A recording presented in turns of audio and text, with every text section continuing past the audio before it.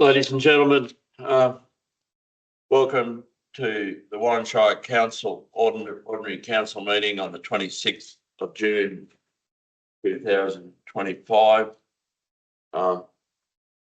Warren Shire Council acknowledges the traditional owners of the lands within the Warren Shire and acknowledges the Aboriginal and Torres Strait Islander people who reside in this shire.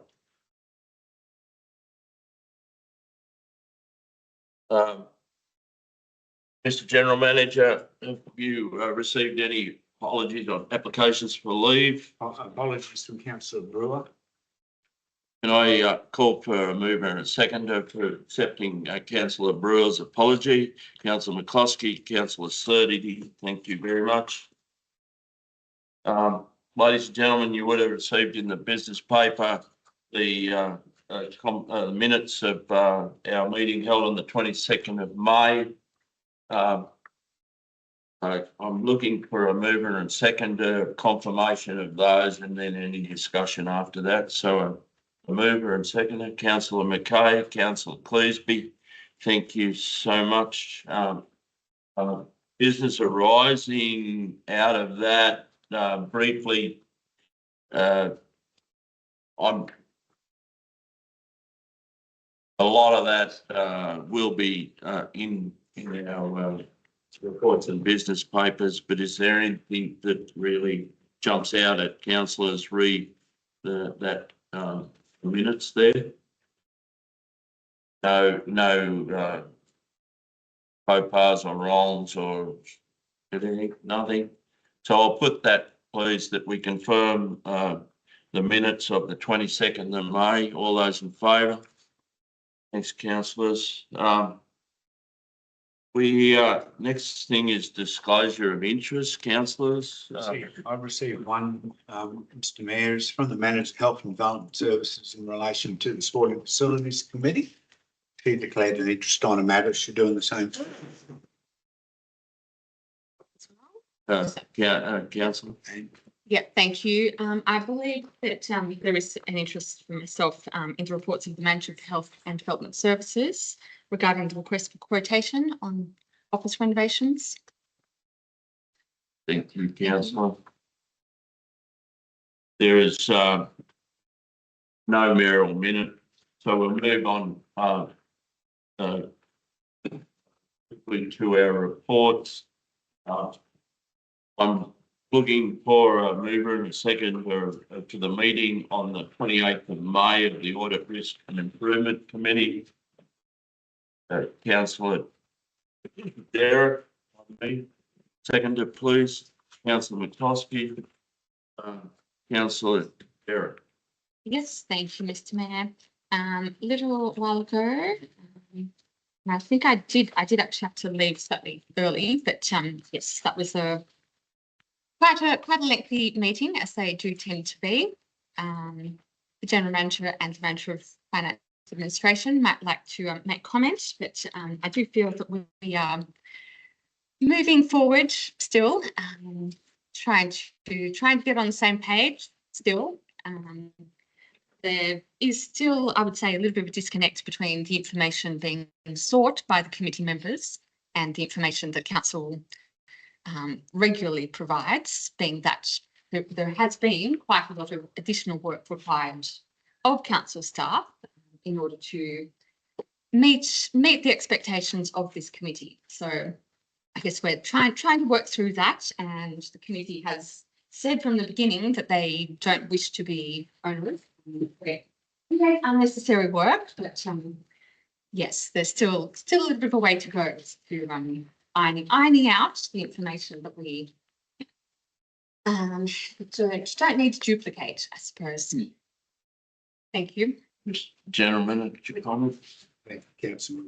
Sorry, Councillor. Through the chair, I take on board what Councillor said in terms of the onerous input that's been put on council with regards to this. But I do note it's even going to get more onerous, particularly with the fact that you're potentially transferring 4 audits from this year into next year, so potentially having 8 audits, which is even going to be more onerous on your staff to provide the information or do what's required.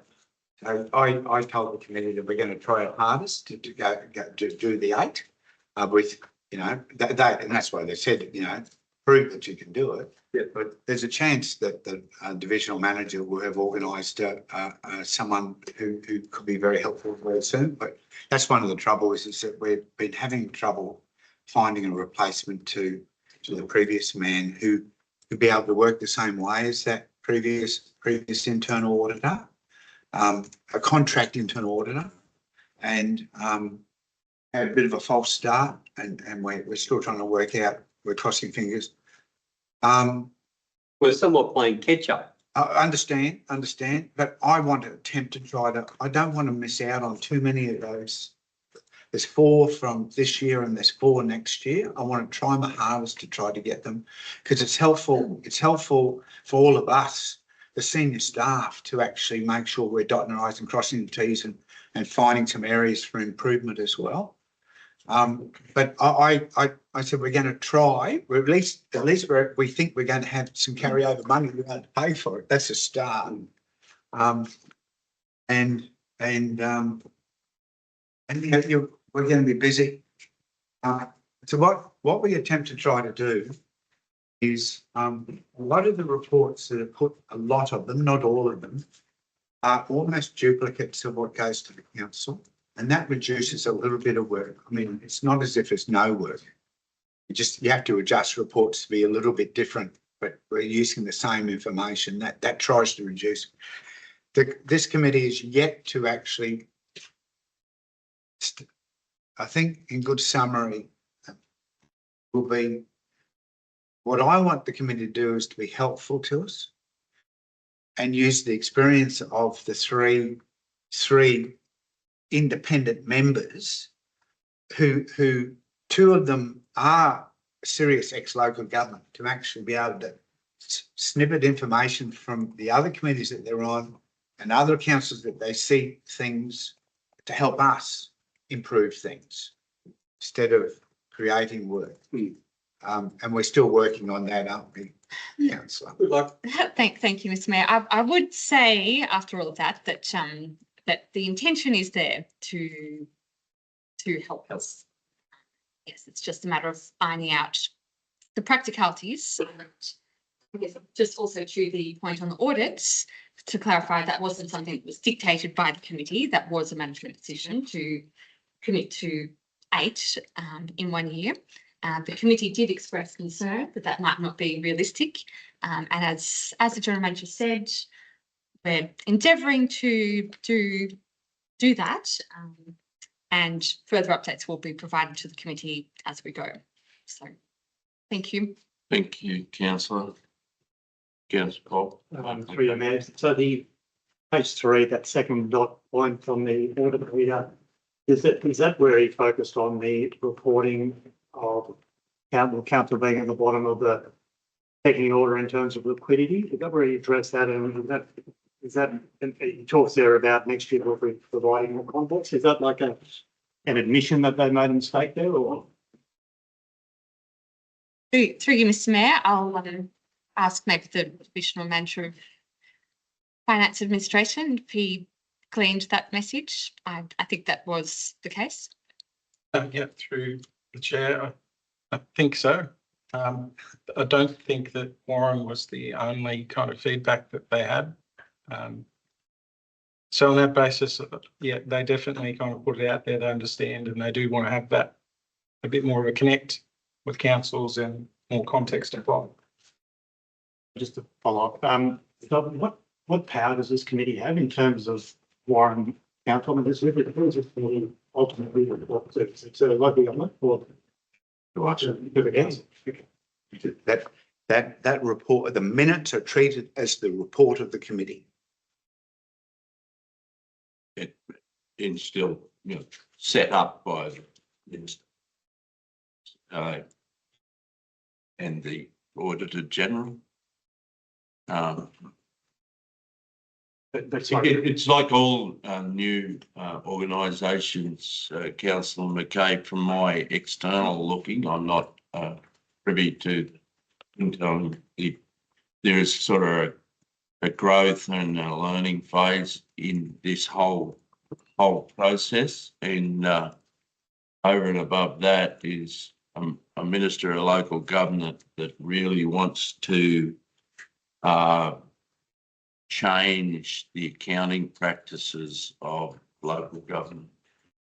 And even we'll talk later in the meeting when he visited the other day. He wishes to simplify the accounting practices. Any other comments, councillor? Sorry, just quickly through the chair for councillor McKay's benefit. Essentially, the guidelines put out for the ARIC are that they're a body, independent body to provide assurance and recommendations if warranted to council. So essentially they're kind of like a medium independent of, say, the operational front of council and the council body. So. Any other comments, councillors? Stop. In that case, that I'll put that as received. All those in favour, please. The next, ladies and gentlemen, is the Yuenma Waste Depot Committee meeting held on Tuesday, the 2nd of June. Looking for a mover, councillor Surdity. Looking for a seconder, councillor Kelly. Councillor Surdity. Just a minute.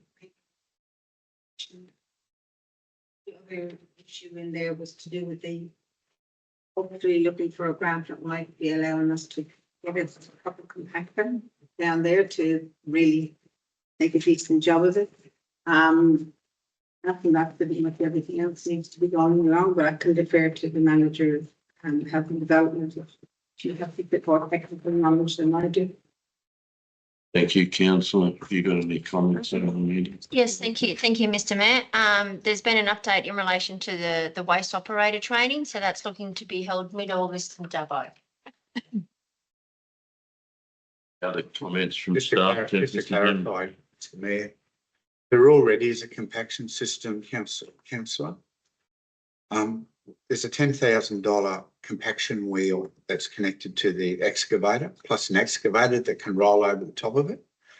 And so as soon as our waste staff are trained how to actually operate in accordance with the Environmental Protection Authority guidelines, which that's why they're going, is the compaction of everything that goes in there will be used by the 25-ton excavator that's also got this a track machine that also does it, together with a wheel that can put 12 tons of weight on the thing.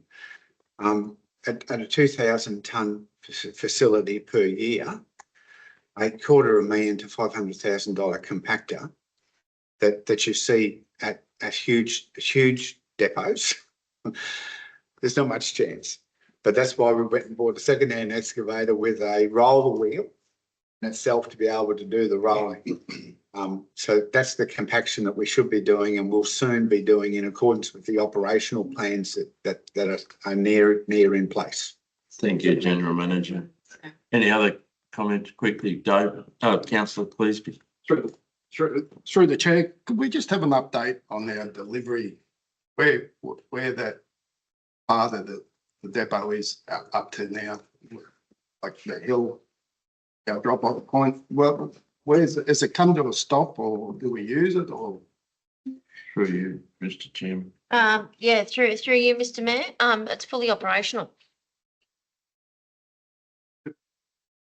Through the chair, could I ask why it's never opened then? I was there twice and it's I'll not. have to take that on notice. Thank you. Any other? So, councillor Kinsey. Page 2, item 7, discussion on delivery of PFASs in Blaney. Is that relevance to us? Possibly not at this stage, but could be. Yeah. The Forever Chemical, I'm a layperson, but to answer your question, the Forever Chemical problem has been found at certain sites, and one of them is the Blaney Tip or recycling facility. the testing for forever chemicals will continue and could possibly impact on us. Councillor, Through the chair, just again on item 7, the top dot point with respect to the attendance of council employee, namely probably Larry Wilson, I'm assuming the person in question, attending future meetings. Is that going to happen? No. I doubt if that would be happening, but it would be a decision from the general manager. Happy once to get his feedback on, is there a particular reason why not? We just heard an exactly example. You can go out on one day and you'll find that facility is open, then go out another day, certain people there, and you wave through to go to a tip face that if it was the EPA, you'd be in serious trouble. Where the Exactly. licensing requirement, councillor, is that the public is not supposed to be at the tip face. Trina, I understand that. I thought the main reason to try and get some feedback from Larry was as to how he saw would work better. Given what he's already got there to work with. Councillor, you'll get that through the general manager and the manager of health and development who are responsible for the operations. So I'll put that all received and noted. All those in favour, please. The next one is the meeting of the Sporting Facilities Committee on the 4th of June, Tuesday. Looking for a mover and seconder. Did I miss? Right. Apologies. Meeting of the Showground Racecourse Committee held on the 3rd of June. Looking for a mover and second for that. Councillor Cleesby, Councillor Kelly. Councillor Cleesby. Received and noted. It was quite a short meeting. We had no reports. There was a letter just sent in through Greg Woodlock, who's now the team heading. He sort of wasn't having a go, but he was just telling what they do with the new committee, and it's quite up and coming committee, I think, and how many people they get, the amount of electricity available. I spoke to Greg and I said, look, there's so much of, you can't have everything, we can't expect to bring all these people in, and he's really fine with that. He was also just put in how they're trying to fix the yards themselves, and that is not to have a go at council in any way. That was just to say we're a new committee, we're trying to do the best, and just to save face, I suppose. We've also had the show, which has just recently gone through. We had delegations from 3 other towns to come through and looked at our show to see how we do it, the way we do it. All those delegations were just blown away with the facility down there. They can't believe the facility that Byron's built. That's taking the racecourse showground as not a negative, but we talk more about the cost of having it. I would like to move past that point and just see if we can start promoting it, as in not glossy magazines. Maybe we can do it on social media just to get, I think we'll attract a lot more down there. Everyone's just so blown away with what we've got. And I think we just sit on our hands a bit and say we got it. We complain about how much it costs, but we don't promote it. So I would just like to see in some way we start promoting it and what we attract to the town, because it does attract, when we do have an event, it does attract big numbers. The day of the show, we took 1,500, they had a clicker, 1,500 people come through the gate within 2 hours over the lunchtime period. So it does attract big numbers. Thank you, councillor. And from my point of view, we're just continuing on that. The governor, we took the governor down there and she was blown away by our facility. I would publicly like to compliment our staff on the way that the facility evolved. I would compliment our staff on we finally got on top of the PA problem that we've had down there for years and years. The show personally to me was the best country show I've been to in my life.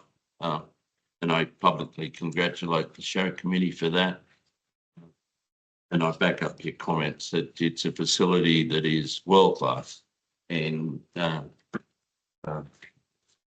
seriously should be promoted. Any other? Mr Mayor, a promotional plan of all our facilities, including the Randwick of the West, is planned. We're tidying everything up and making sure both Carter Oval Youth Sports Complex facilities over in Victoria and the Shogun Racecourse finished, and then a big campaign. Exactly. I would love to see another use like uses like the whole facility. If you can remember long ago, Vietnam Veterans Motorcycle Club did 5 or 6 big events for 5 or 6 years. I think proper full use like that. Use of our businesses to be able to provide food, drinks, etc. Like what happened. And point taken. It's being planned. The last thing I'd like to say on this matter is that the use of that facility highlights how this community can work together. There was multitudes of different genres at the show, and the whole community should be congratulated on the show. One quickly, guys, the councillor's certainty. Just an observation while I was on the stand for the show. There was a gentleman that came who was from out of our area, and the one comment he made was he had trouble trying to find where the show was. There's everybody in town knows where the showground is, but he wasn't from our area. And I come in the back way through when I'm coming from Nevertar. There just needs to be maybe a wee bit of a focus on show that way and point it in a few places around town that are relevant. Yes, I'm not interrupting, but the same, another, I was the same with that had, it will be addressed signage. So, any other comments, councillors? But I'll put that one, councillors, all those in favour. Thank you so much, and I won't jump the queue this time. We're now talking on the sporting facilities on Tuesday, the 4th of June. Looking for a mover, Councillor McCloskey, looking for a second, Councillor McKay. Councillor McCloskey. We had a relatively quiet meeting that particular day. There's only one report was presented by Wes Hamilton, give an overview of how things are going. And there was a letter and a recommendation to council in the minutes here with reference to the Junior Soccer Club, who currently are charged for the use of the amenities at Carter Oval at the same rate that they were charged for the use of the amenities at Victoria Oval. And given what they're asking is that there's a consideration to be a reduction in their day usage fees at Carter Oval because the canteen facilities have not got the similar facilities that are at Victoria Oval.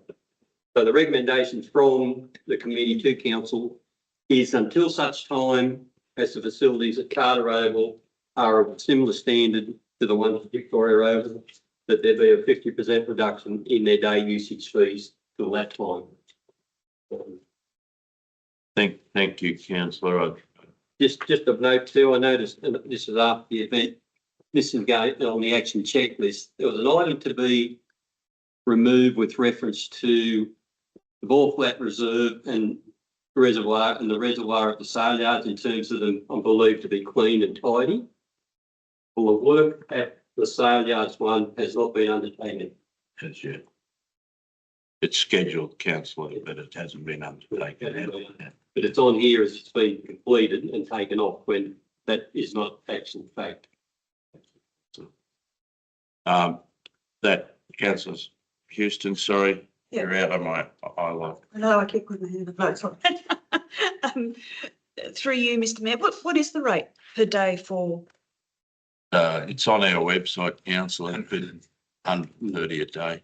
But there'd be the facility, as councillor said, the facility is not yet completed there with the facilities that they would have at the other.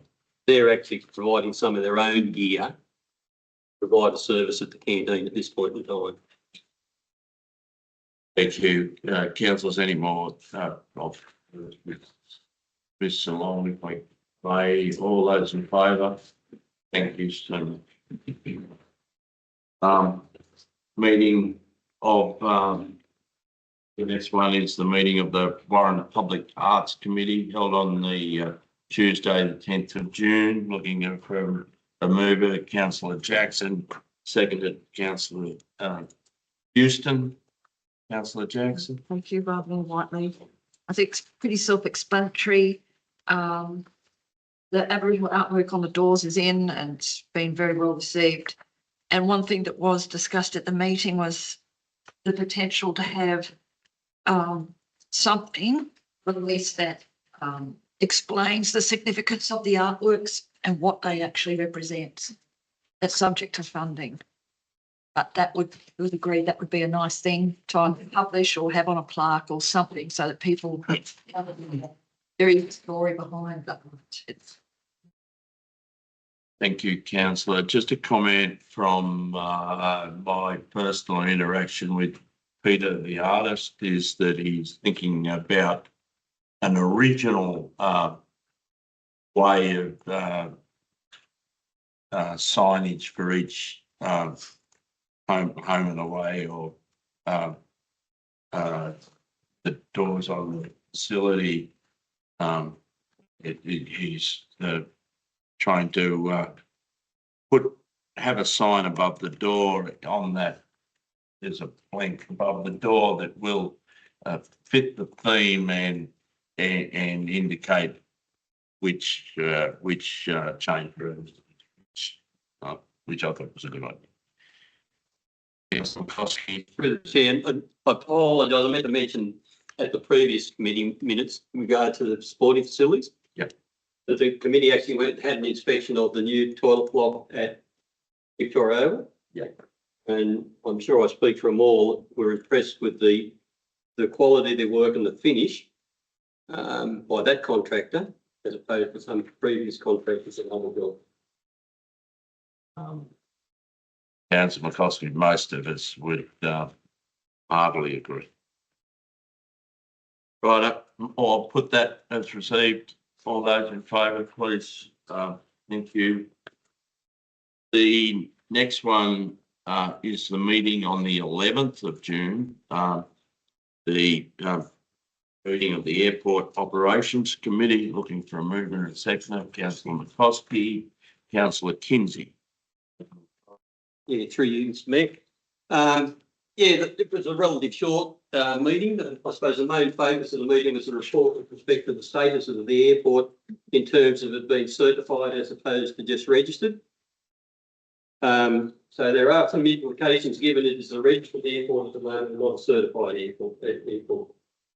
So in respect of moving forward, the committee has asked for more information with regards to becoming certified, because advice has been received from CASA that council is currently in a pre-certification status.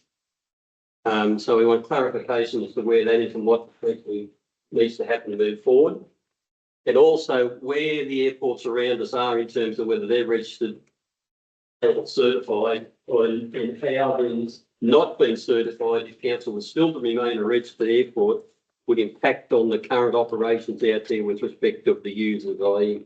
Macquarie Valley Ag, the Royal Flying Doctor, the Air Force. So if it was to be certified, the information we have at the moment is there'll be initial cost to become certified and ongoing costs to then remain certified, and being certified puts more onerous, I believe, on reporting of the airport as the reporting is done now. So there's a further report to come back to the committee with regards to where council goes with regards to certification or just remaining legal.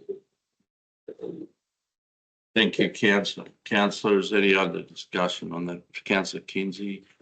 Yes, Mr Mayor, in light of what Councillor McCosker said, I'm not worried about what we can do at the moment with us.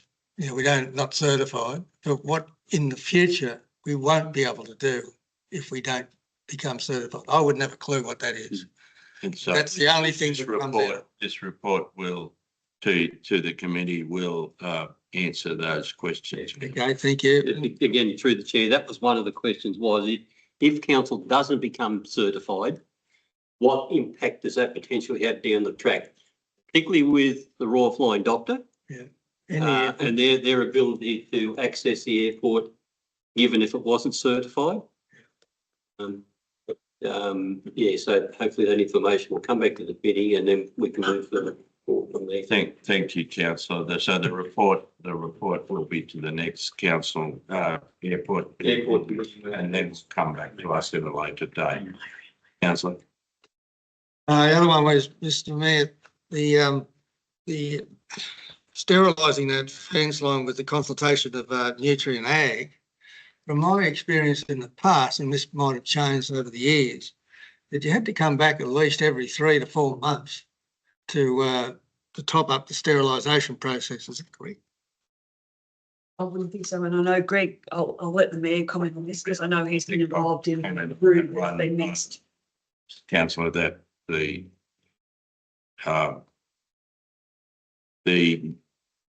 two agronomists from Nutrien, this got sprayed last week, and I'll be very surprised if any of those mild trees come back in any time in the future unless we start talking in biblical terms. The repeatability of the actual operation is how often? Well, that'll be on a needs basis, councillor, but I wouldn't see any of those mild trees through the fence coming back at all. Councillor Houston. Yeah, through you, Mr Chair, I would say it'd be year to years, not months. Oh, really? Yeah. Okay. Thank you, Mr Mayor. And feel free, Mr Mayor, to correct me if I'm wrong. Councillor McCosker has some experience with using that chemical, and I think he can privately fix your problem. Through the chair, use the word never. Right, we'll move. Yeah, no, but yeah, councillors, we'll move on. I'll put that as received and noted. Thank you. So that's the end of the councillors' reports of the committee, and again I congratulate everybody for their time and effort. But we're going now on to staff on the managing. But what I was trying to indicate to you is that I personally and the council do appreciate the time and the effort that everybody puts into their committees. It is it's something that does take time out of everybody's time. So we're now looking for a mover and seconder report of the managed that committee held on the Tuesday, the 17th of June. Can I have a second as the last general manager comment? Councillor Kinsey, second, Councillor Houston, general manager.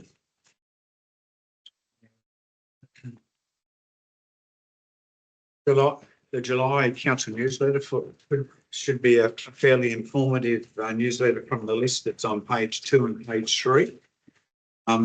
We're continually tidying up our contracts register, which is pretty important in trying to make sure that we watch what contracts are are finished and what contracts need to be replaced.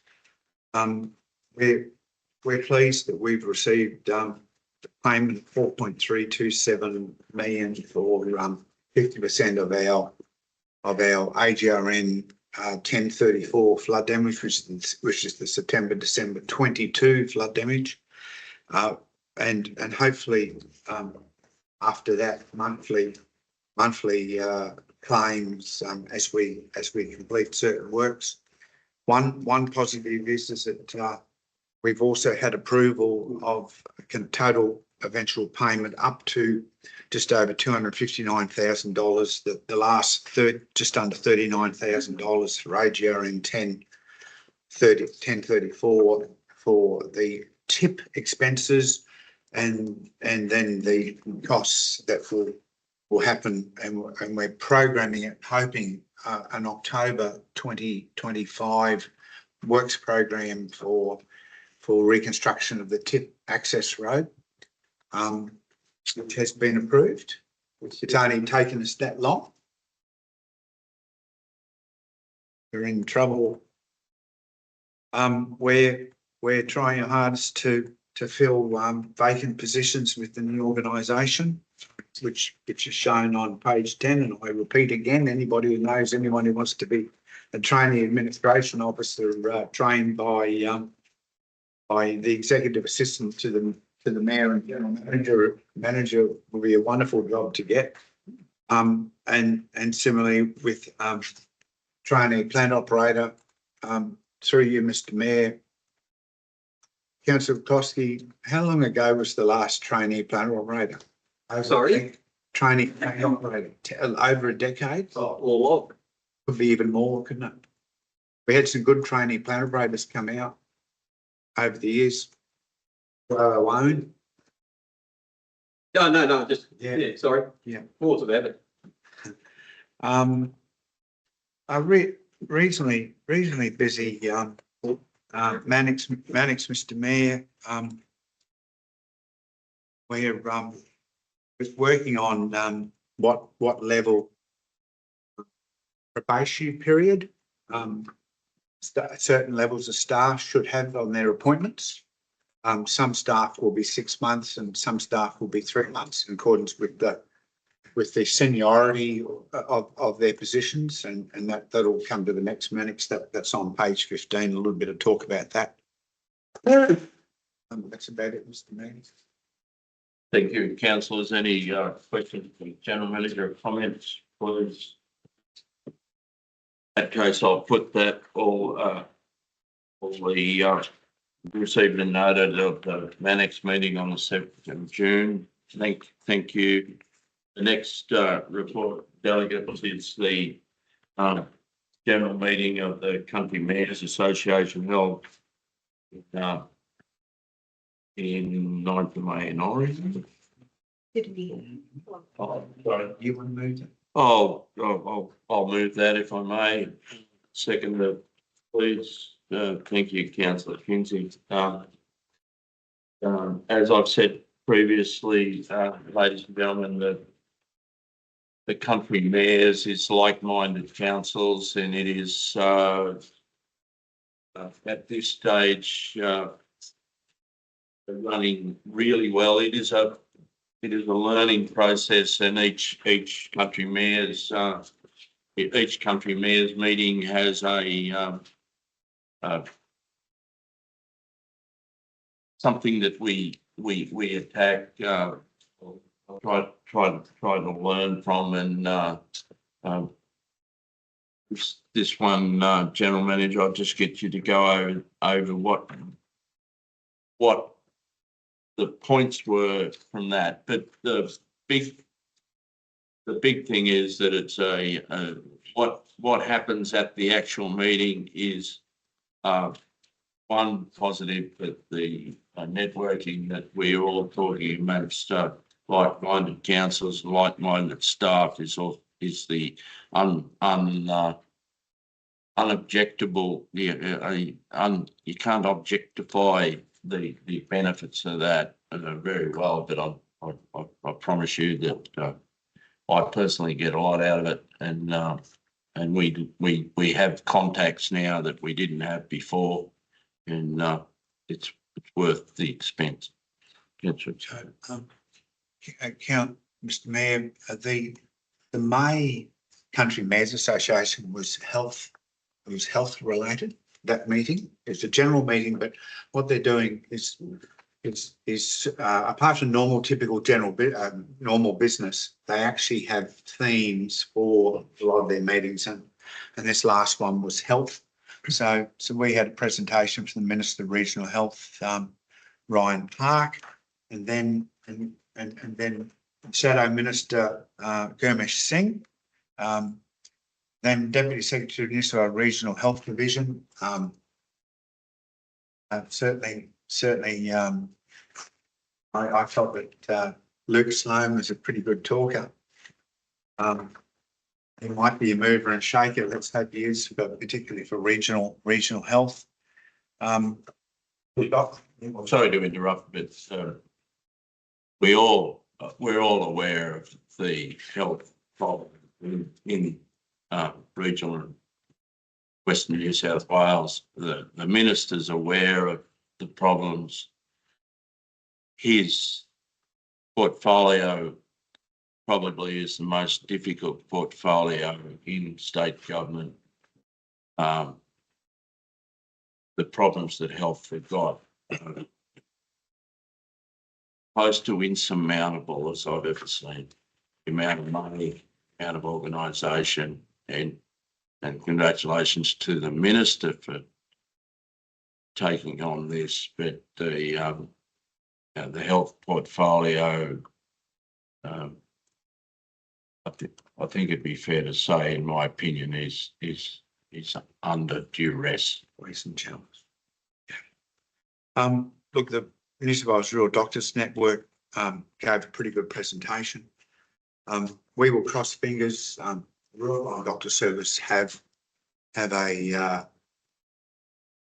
doctor knocking on our door to stay. Let's hope that they're close to getting a permanent doctor for Warren. And that would be getting a fair amount of help from the Rural Doctors Network for that. Then again, Claire Beach, the Executive Director of Clinical Capability, Safety and Quality of New South Wales Ambulance, gave a presentation. The Walgett Aboriginal Medical Service gave presentations as well. Pharmacy Guild, a further presentation. I think the summary is what the Mayor says, is that still a lot to go to, we need to start getting GPs here full-time, living here, back like what we used to have 30, 40 years ago, and we'll start to improve. I think the minister and the health bureaucrats have finally appreciated that primary health care, meaning our GPs and doctors on the ground, the lack of that is costing them fortune in EDs.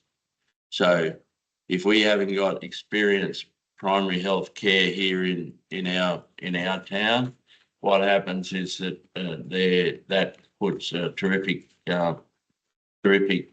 pressure on the ED and Dubbo. The other thing that was brought up as an aside is that the pressures of the growth into the reses. So the reses are the zones that are where all the solar farms and wind farms are going. We're on the edge of one. The extra population that go into the reses is going to be unforeseen consequences with the medical field, because for instance, there's a village, demountable village just being built outside Dunedoo that is bigger than actually Dunedoo. Those fly in, fly out workers and for there and at Mudgee and Coonabarabran are all going to put extra onto the major hospitals, Orange, Newcastle and Dubbo. Any other comment before I put that one? Sorry, Councillor can you Houston. just- can you just explain the 1% campaign? You got me, councillor. It's on the first page of the minutes. It just says, That's to do with, traditionally, the FAGS grants, so the federal government grants, in history were 1% of GDP. It is now 0.65, 0.53. so is that the $30 you were talking A about? bit like that. So the $30 is only one component. So the FAGS grants are federal government money paid to the state government that pays to councils. There is as a complicated formula that the way that is distributed across councils. One is the $30 per head, which is locked in, and the rest of it is a figure that changes from time to time with your socio-economic, with your isolation and a multitude of other factors. You'll be happy that either last night or tonight, what percentage did we Just do? under 50%. 50% of our FAGS grants was transferred to us last night or tonight. It's coming. It's left Canberra. So how long? And that's up to the whim of the federal treasurer. It is, as I said privately, to major city councils, the FAGS grants is ho-hum, but to the level of our councillors, about that $50 to $100 million turnover, it is very, very important. The highlight, the unseen thing is that the FAGS grants were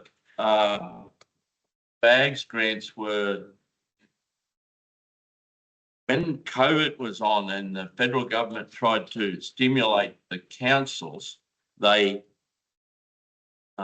gave us FAGS. Where they got the money was the FAGS grants for the next year. But technically, we were running a 1 year in front of us. If we ever got a treasurer that didn't feel real good, he could say, we're 1 year in front. We're not going to get any this year. And that's the axe over our head. Whether that's politically the way that'll happen. But anyhow. Mr. Mayor, at 0.53 for GDP equals about $4.4 million for Warren Shine. So just simple terms, if we double it, another $4.5 million. That means that's lots of maintenance of our assets and increase of our services. So I'm sorry to interrupt, but there's been a federal Senate inquiry into the sustainability of local government.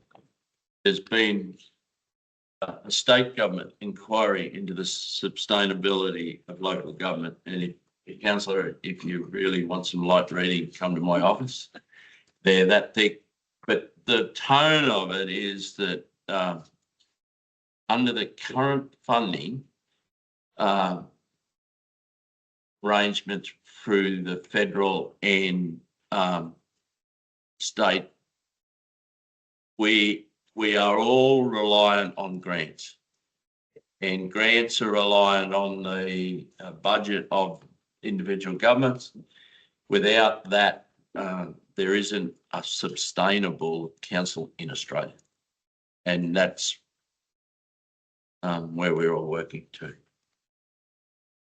Any other questions quickly? So I'll put that all in favour, please. Thank you, councillors.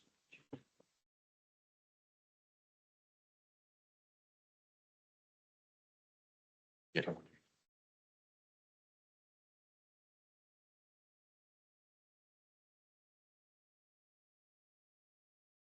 Ladies and gentlemen, we might just break for a moment. We've just been joined by Justine Campbell. Hello, Justine. Really well, and thank you for coming. I'll introduce Justine to you, and if she can briefly give her bio. Some of you will be aware, Justine's been around Western and rural New South Wales for a long time. Yes. Nearly as long as I have, but not quite. But welcome to Warren Council, and if you could introduce yourself and Sure. where you need to go. Come up. Come up, yeah. Hi, everyone. So Thank you for having me. that's all right. I don't know if you know anybody, everybody, but I'll quickly duck around. Councillor Kelly here is, Hello. Councillor Cleesby, I'll say- Councillor Bob McKay. G'day.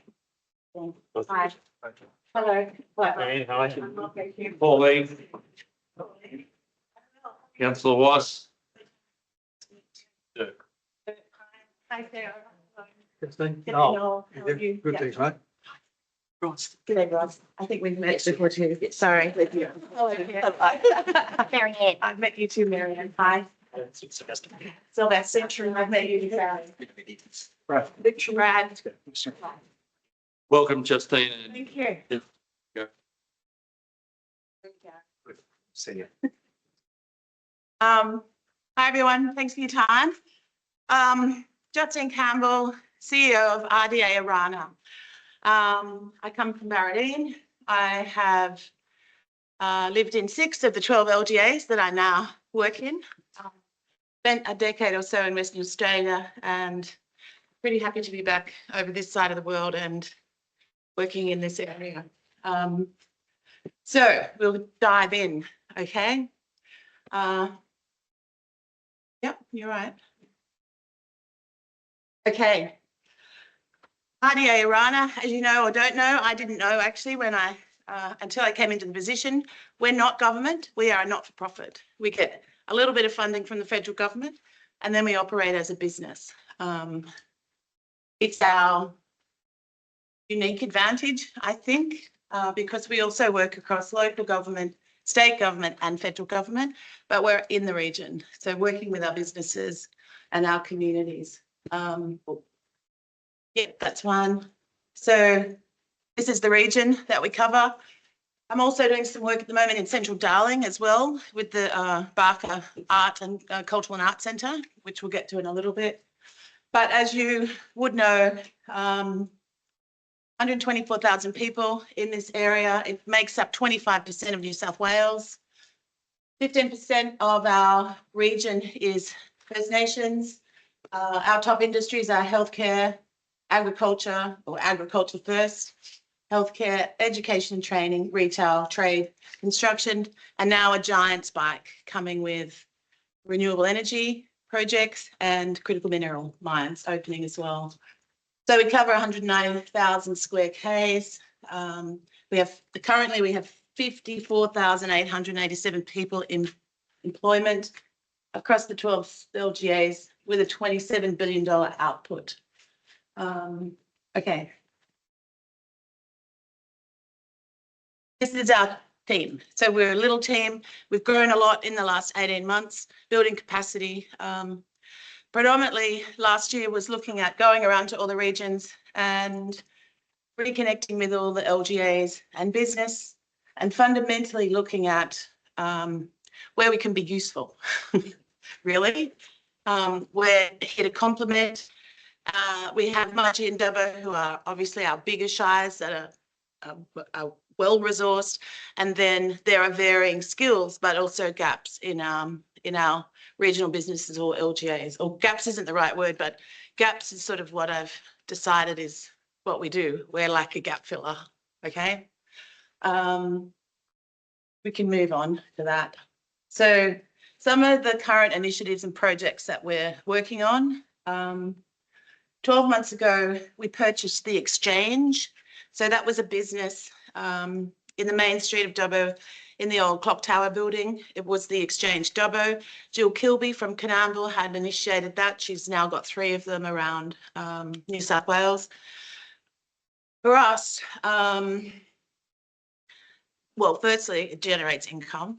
So the makeup of the Exchange business is we have permanent business tenants in the back area, so 6 permanent tenants, and then we have corporate members and we have co-workers. We also have event space, and then we have meetings that people hire. So we've done a tweak on the branding over the last 12 months, calling it the Exchange Arana, wanting it to become a bit of a regional base. So if any of you are in Dubbo and you need a hot desk or a meeting room, or you want to sit down and have a cup of coffee, then this is your base, okay? Especially with the 12 LGAs. We have a series of events and we have a series of education and training programs that we run out of there. So this has enabled us to build the business, but build the team through this acquisition. One of the other projects that we're doing that is now 12 months old is the Welcome Experience. Now, that application, as Gary knows, was trying to get local connectors into every LGA of the region. We got 3, but we're still sort of advocating strongly for more. So this is a type of concierge service. It's been extremely successful. And basically the local connectors who are based in Walgett, Burke and Dubbo at the moment, they connect with people that are interested in coming out to our LGAs. They do what they can. Their remit is basically doing whatever you can to welcome people and keep them in the region. So that might be helping someone find a house. It might be taking them to the childcare centre to introduce them to, you know, the staff. It might be taking them to the ukulele club. So these 3 connectors basically do whatever they can to bring people into the region. So last year there were 65 new people moved to Walgett through this program, or were supported through this program. There are, I think there's something like, well, you can tell me this, I think there's 108 LGAs in New South Wales, and at the moment there's 52 local connectors. It has been very successful, and I think will continue to be supported, and we'll keep looking at trying to put more local connectors out here. The jobs board. So I've got all sorts of paraphernalia to leave behind for you today. So the jobs board is a very clever AI tech-based connection place, okay? It has the capacity basically to source the entire internet and pull all the jobs that are relevant to the Arana region into one place. For us, it's not just a jobs board, it's also where we can connect people to these other initiatives. So each of the LGAs are highlighted on the jobs board. We have the Welcome Experience link, that's a connection for people. We have the Dharma, which I'll talk to in a little bit. And then we have the Vault, which is also another initiative I think I've got up next. We haven't sort of publicly launched that jobs board yet. We're looking at bringing in some of the bigger energy companies at the moment. It's not really a profit initiative for us. The charge is low. We're not trying to compete with Seek or any of those big platforms. It's more Arana specific, and it's more than being able to connect them to the other initiatives that are making people want to come here and feel welcome. So Vault, it was an initiative we launched 12 months ago as well, and it's basically a talent bank of the Arana region. So instead of looking for a consultant or a specialist outside the region, it's like have a look in the Vault first. So we're showcasing regional talent. What's also been happening with the Vault as well is a lot of the people that are moving into the region, their spouses are looking, or partners are looking for work as well. So this has been another interesting way to promote the spouse of people that are moving to the region and try and find them work as well. So yeah, that's been great. Sorry, we'll go back. That's all right. Okay, the Inland New South Wales Growth Alliance, that was an initiative my predecessor created. It has a focus on energy and resources. It is broader than the Orana. So it's Central West Orana and Far West. It's a separate entity altogether, and it's looking at, it's sort of been sitting, it's been handbraked a little bit for the first 12 months while we built the RDA business. And we'll now go back with a strategic planner and look at and reach out to everyone in the region and reach out to look at what is its real value and how can we leverage from it. One of the activities that belongs to INGA, or this Inland New South Wales Growth Alliance, is the REEF event. So that was last week. We had it's a 3-day event we have every year. We had 42 speakers come from away and speak across those 3 days in Dubbo last week, across a range of topics that included energy, obviously, and the RES. Everybody wants to know what's happening in the Central West Orana RES at the moment, with the others coming in fairly quickly. There was a big panel discussion on workforce and migration, and then there was another panel discussion on day one around mining, resources and mining. Day two was around circularity. So what is it? Are we implementing it? How is it being implemented creatively? And, you know, how do we place that lens over everything that we do now moving forward? So yeah, that was a great event that we completed last week, hence the bags. Next. Some of the other events we run, the Inland Growth Summit, that was earlier in the year. That's a 1-day event. It has more of a focus on all of the topics that are relevant or current at the moment within the region. So it's bringing people from outside into the region for locals in the region to have those sort of discussions and networking opportunities. That is driven by feedback from the region fundamentally. So again, the hot topics that you want discussed or people that we want to bring into the region in that type of an open forum, that's the event. Rana Outlook, it's like a long lunch that happens once a year. It's very specifically talking about what's happening in the region by regional people. So that is a gathering of regional people together to talk about what's been happening in the year, what's the pipeline moving forward, and that sort of social get together. The youth forum we started last year. So we have 36 schools across the Orana that have students from year 9 to 12. This is complementary to what's happening at a local government level or in a community level. It was more working with the Department of Education, working with Energy Co. They seem to be the only people with money at the moment. There's a lot of feedback coming from the schools around the RES, like everybody's talking about the renewable energy zone, but what are the pathways and the positions for our young people? And a big focus really on, we had a demographer come last year to a function and he talked about how we have to change the narrative with our young people now. We grew up going, you know, you should go to university, you should do this. The jobs that are coming at us in the next 30 years in this region are not, there's only something like 13% of those positions will require a university degree. The bulk of the trades, the bulk of the work in this region will be around trades, agriculture and mining. So it's changing that narrative a bit. We know we all have workforce issues, so it's looking at how do we support our young people, grow our own workforce and keep them in the region, ideally.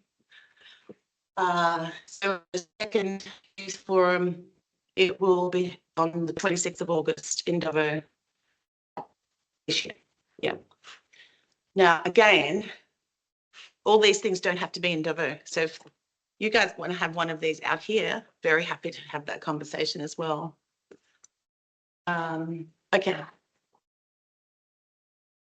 So the Orana Grant Hub, so that is funded by a handful of our shires, and that's free access to grants. You don't have to pay to become a member. That's free to anyone in the region. So that is a platform that we pay a subscription to every year that allows us all, anyone, to go in and search for grants or tag areas of grants or projects that you're looking for money for as well. One of the current projects is the Barker Culture and Arts Centre out in Wilcannia. So that was a $9.5 million investment by the state and federal government to construct it, but there was absolutely no money allocated to turn on the power or resource it or fit it out. So we've had the last 18 months working with everybody to look at sourcing, building a sustainable model around what that will look like and how it will continue to operate moving forward. So we have successfully secured 3 years worth of 15 jobs for this project. We will go to market in the next month or so to put the centre manager in and then start resourcing the rest of the team. So for Wilcannia, this project will employ 3% of the population across cultural tourism, hospitality, horticulture, the groundsmen. The grounds have bush tucker and bush medicine.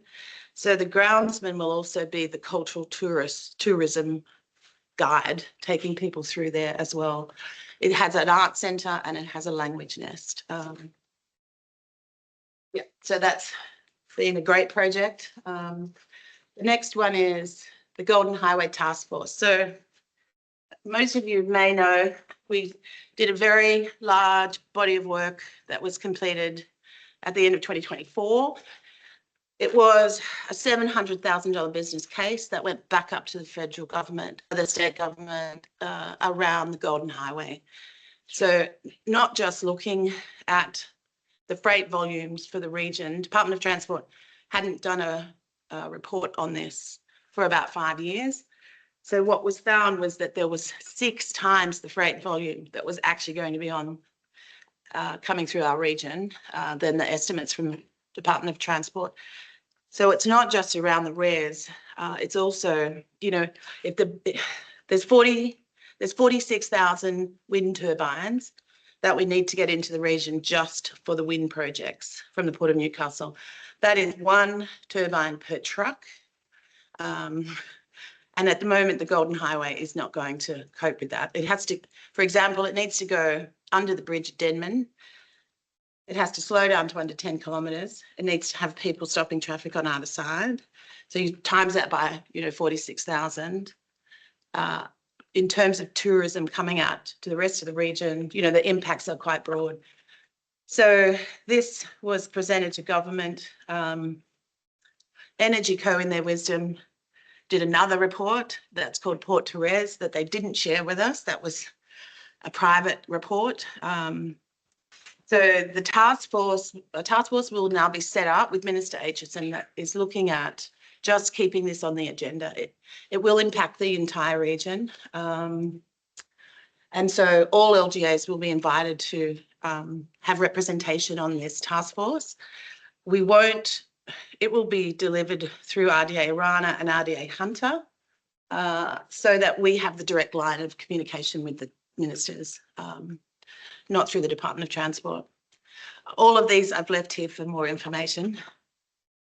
Excuse me, Justine. Yes. Last question. So it's saying 46,000 wind turbines. What's the time frame for that? They are, at the moment, that's current approved projects that we know are happening. So if you look at the moment, if you look at the transition line that's being built by Energy Co, it's been subcontracted to ACERES. At the moment, there are about 30 projects that are plugging into the transition line. That's officially the RES, okay? There's another 20 odd projects happening around it that don't require the transmission line, and they're not counted as res projects. So you can sort of see the volume. I think something like 77% of this is happening in Mid-Western Shire, some in Warrama, and then some in Dubbo. This will start. The accommodation camp at Marothery, just out of Golgong, has begun. They are looking to have 300 people on site in the next 3 months, and every 3 months another 300. That camp will have 1,200. There's another 3 camps around it that will have another 400 each. So the volume of freight has begun, but in 12 months' time, we will all notice it on that Golden Highway, no question. Yeah. Country mayors talked about all the unforeseen consequences of that, and one was that on the health system. Oh, absolutely. On our EDs and on our doctors. The Golden Highway Task Force, while we're not in the res or any impacted like that, all the fertilizer and grain that travels along the Golden Highway will be impacted. Yes. The next thing we'll hear is our transport contractors saying that instead of taking it 6 hours to Newcastle, it's going to take them 10. It's a serious issue that whilst we're directly not impacted by the wind tower issue, but we are impacted because of it. Yes, absolutely. The health issues, there's issues, we've got issues with waste, water, health, you name it, it's coming, childcare. There's been a lot of work done by those 3 general managers in the res. There's been a lot of high-level discussion in government departments talking about it, but not together. No. Crazy, I know, but and also with it reminds me, Justine, forgiving for you, they're hanging on to the tail of a tiger and they don't know where they're going. Each different department is not coordinating at all. Yeah, and the scale and the speed of it is like a tsunami coming at us, basically. For example, one of the health issues, I just mentioned those accommodation camps. So there was something like over 2,000, there'll be over 2,000 people in accommodation camps. Now, 2/3 of the workforce are in those camps at any given time. So the number of workers is 1/3 again. Up until about 8 months ago, Golgong didn't have a doctor at all, no doctor. So you've got, 2,500 people moving into their closest community is Golgong, and there was not a doctor to service it. And there's some discussion that it would be local workforce like Australians, but I don't believe that we're going to be able to fulfill the numbers. So they were working on workers coming in and out of the region, but potentially a big chunk of that workforce will just be flown in, and they'll be here for 6 months or 4 months at a time and then flown out.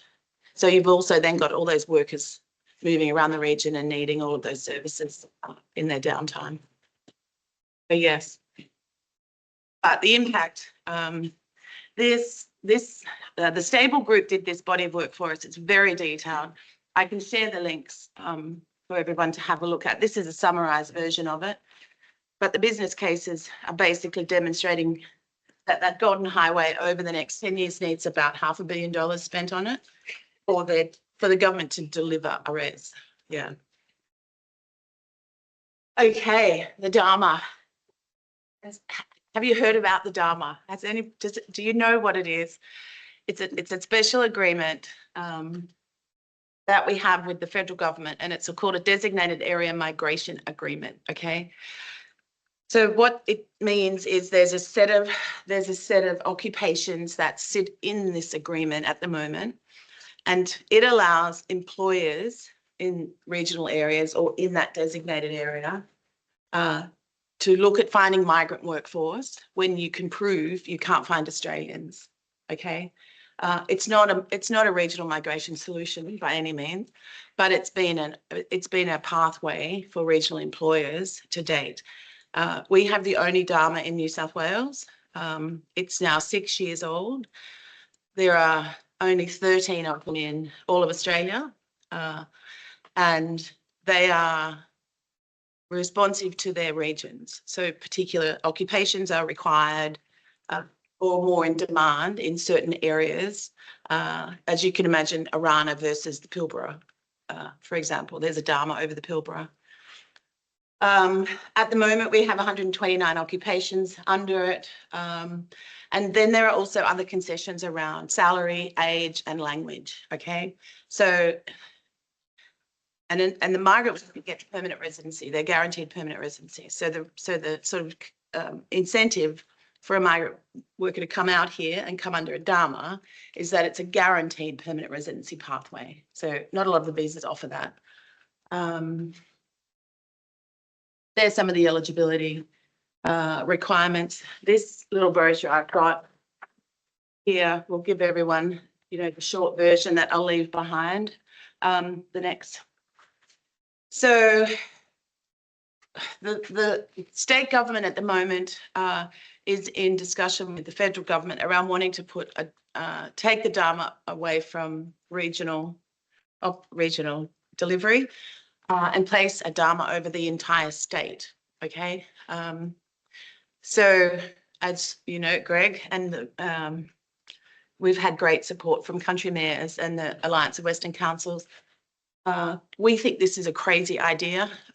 It's a small opportunity for regional employers that's being delivered by regional people who understand what the occupations are and can be responsive. Some of these agreements need to be turned around within 24 hours. At the moment, green is the current Dharma. So that's the Dharma we deliver at the moment.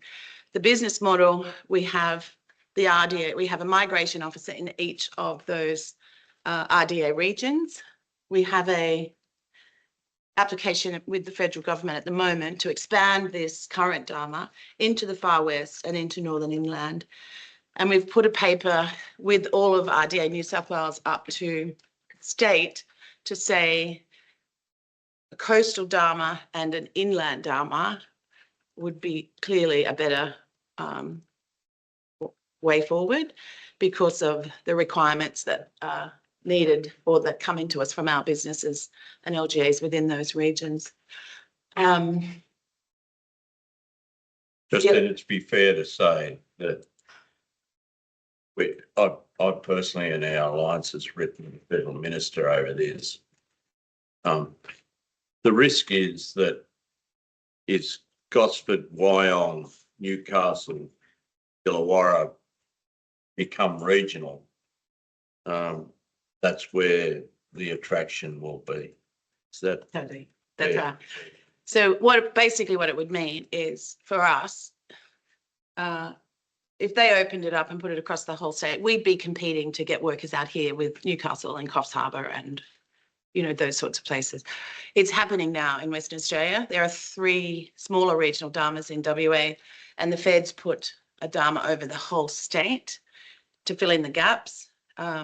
So what's happening is Carnarvon, which is 1,000 k's north of Perth, is now competing with Perth City for workers because Perth's considered a regional city. So the purpose of these would disappear fundamentally. There would be no advantage, or we don't have any of those advantages to entice migrant workers skilled migrant workers into the region.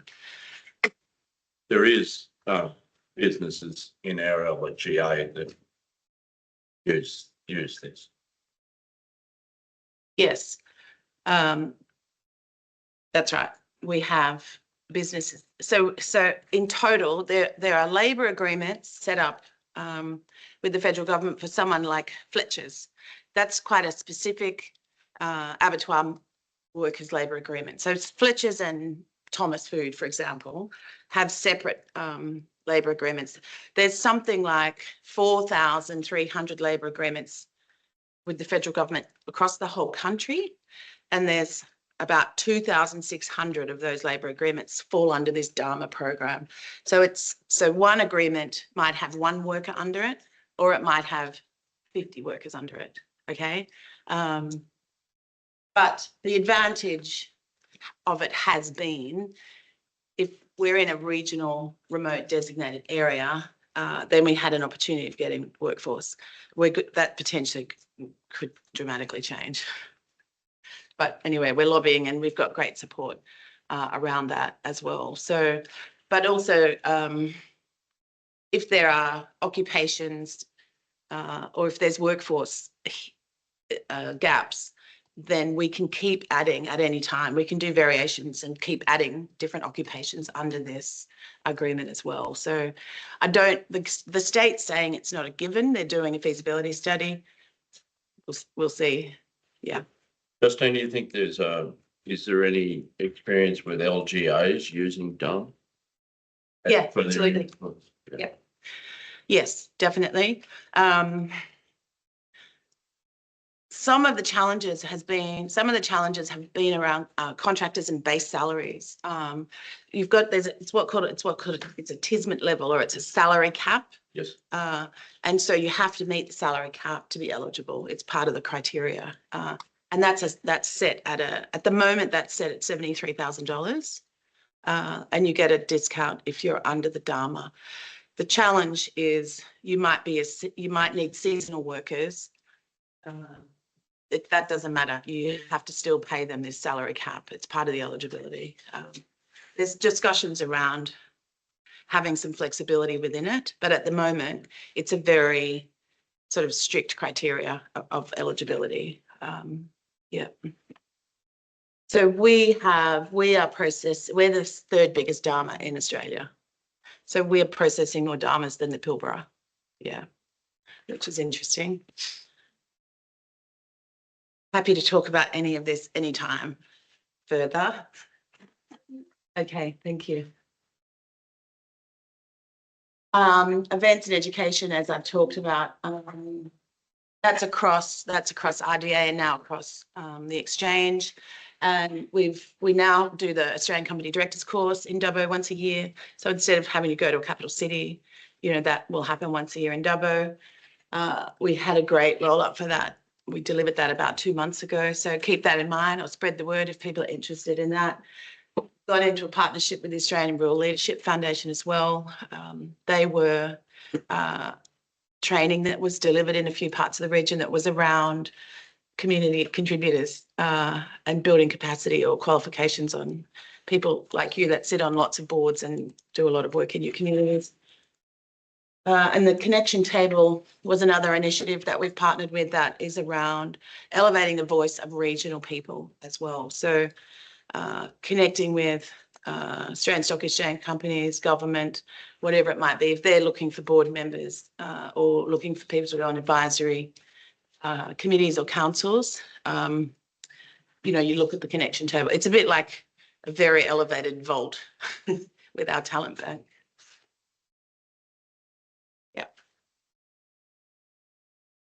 And our comms, of course, we do fortnightly newsletters with RDA. We do weekly newsletters with the exchange. These are free for people to advertise community events or activities.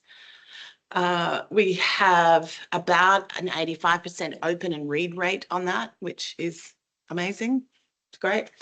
And then I'm spending a lot of time in Sydney and Canberra as well. So advocating for whatever it is, and as another voice to support local government. And then some of our other activities at the moment in progress. So MAWA, it's looking at doing a commitment piece to First Nations for the organisation up front, and then looking at what that engagement framework would look like for RDA Arana as well. That's a work in progress. The River Stories was a water project. Gary well knows we've been pushing this for 18 months. Tanya Plibersek wouldn't see our general managers, which is offensive, quite frankly, but waited till some of that was pushed down to the state. That's sitting with Moriarty. There's a lot of talk around how they were going to engage with communities to co-design and build the community work around the buybacks. This project was looking at Burke and Warren and looking at collating the data from, sorry, back to front. We know water policy fundamentally was based around the environment from the late 80s. This body of work was looking at finding the data of the impact it had on our river communities, socially, the water club, recreationally, culturally, beyond the commercial water projects that we know. So we look at a community like Burke, for example, with Leone. When I lived there in the late 80s, it had double the population and double the number of businesses. But a lot of that data isn't necessarily evidenced, and the MDBA and the federal government acknowledge the data they're using for some of this is incorrect. It sort of felt like it was a gift, but it hasn't been. I haven't found the funding for that yet, but we're still pushing hard on it. The Plaza Theatre in Canamble we've just been supporting Outback Arts. We did their feasibility studies to purchase it and looking at helping them find funds. We're doing quite a bit of work with some of the councils and some of the businesses in being grant ready. So there's not a lot of money around at the moment, and grant funding is highly competitive. So it's looking at projects and going, do you have all the supporting evidence and documentation ready to go for a good grant?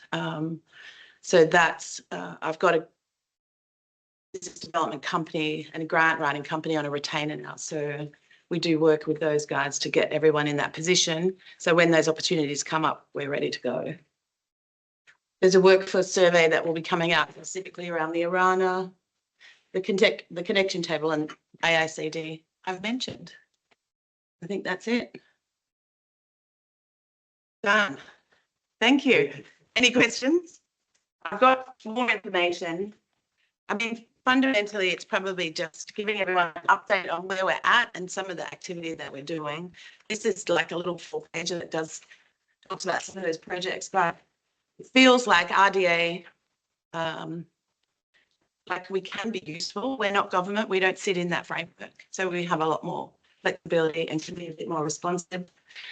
And very happy to advocate with ministers at a state and federal level. Really, it's just saying this is where we're up to, and if there's any way that we can be supporting LGA or any of your businesses, please let me know. Councillor McKay, Thanks, Justine. That was really, really interesting, and probably highlights what a massive brief you've got there. There's a hell of a lot going on. And it seems to me that because you're operating very much closely with local government areas, how have you found the engagement with local government? Yeah. I would have thought that would be your success. And number two, you said you get some funding from federal government, but is the rest of the organisation, because there's quite a few people on that org chart, Yep. is that funded pretty much on a project basis? A bit of both. Yeah, a bit of both. First question, the LGA engagement has been amazing. It's been good. And I think there's, you know, I'm much happier being out in the region, engaging face to face and sitting in front of a computer in Dubbo, let me tell you. That drive west to Wilcannia makes me happy, not the one to Sydney. So the LGA engagement has been great. As we know, all of our communities, even within our LGAs, and all of our LGAs are very, very different. So again, it's been looking at where are the areas that we can support, or we can assist, or we can advocate, basically. So Western Alliance councils I'll do a sort of permanent little update or engagement piece with the LGAs now moving forward. Yeah, so that's been really, those discussions and those engagements are really driving where the business is moving, where RDA is moving forward totally. And then the org chart, yes, there's a lot of the outside projects are self-funded within grants. So the Welcome Experience, that's funded those 4 positions. plus there's an administration charge I put over the top. So any of those applications or tenders I do, I put in basically a 10% admin fee. Some of those positions, the events, we look to try and make a little bit of money off. So some of those positions in the centre of that org chart need to be doing the do so I can get out and about and generate some income. And all of those side projects on those are self-funded as part of the project. Yeah. So if we need a project officer for a project, that's what will go into the application. Yep. Any other questions, comments, Gary? Thank you so much. Pleasure. Dean. Yeah, join us for, we're breaking out for morning tea. Yeah. Join us for a cup of tea and any informal comments, and thank you so much for you. Pleasure. And yeah, personally and council wise, that's the cool. Yeah, thank you. And thanks for the Dharma support. We're calling it Dharma drama, like it's such a, Yeah. but it's sort of like, it's The, like a little opportunity out here. I don't know why the state thinks they can run it better. It's crazy. Well, the federal minister's letter to me was 2 pages of absolutely no policy item. We have 2. Basically, before I just call for movers and seconders, I'll do for these 2 both item 1 and 2, and I'll get divisional manager of engineering services. But this is part of what we talked about in the last 2 meetings, is our policy review. And if there's any major changes in this policy, both of these items, divisional manager will bring that to our notice. So I'm looking for a mover and second for both item 1 and 2, our policy reviews reports, service divisional engineering service reports. Councillor Surdity and Councillor Wass. Councillor Surdity. Divisional manager, have you got any, through your general manager, you got any comments that you'd like to bring to council, read these 2 policy reviews? Yes, thanks, Mr. Mayor.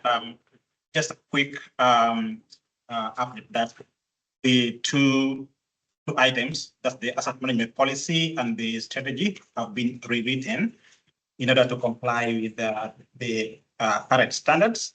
That's the ISO 55001, also the IPWS International Infrastructure Management Manual.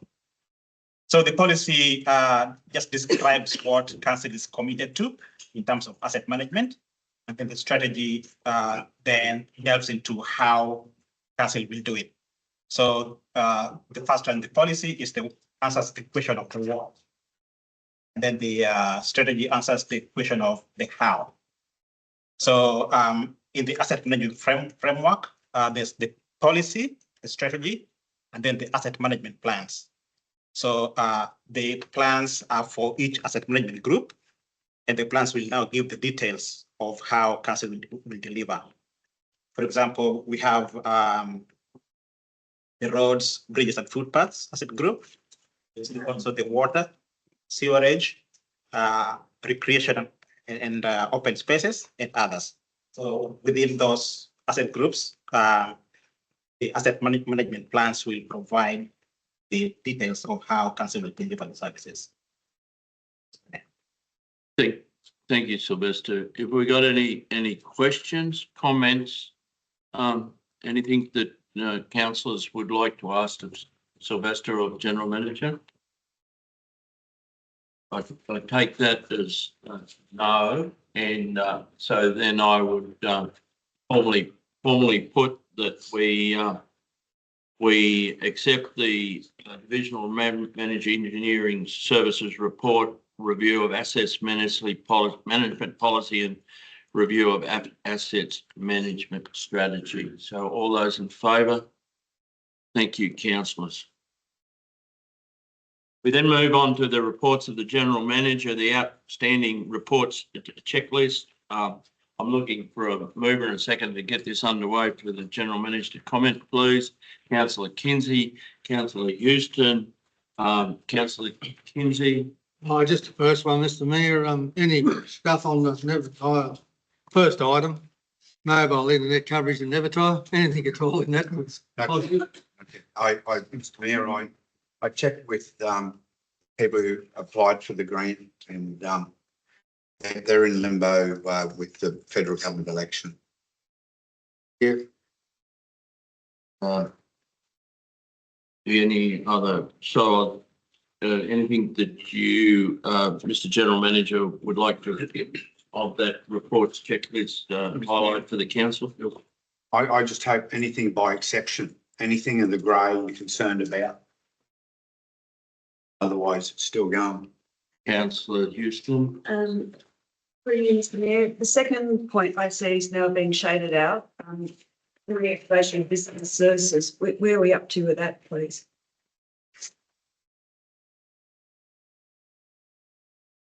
It's underneath the mobile. With the campaigns in place and no one's interested at the moment.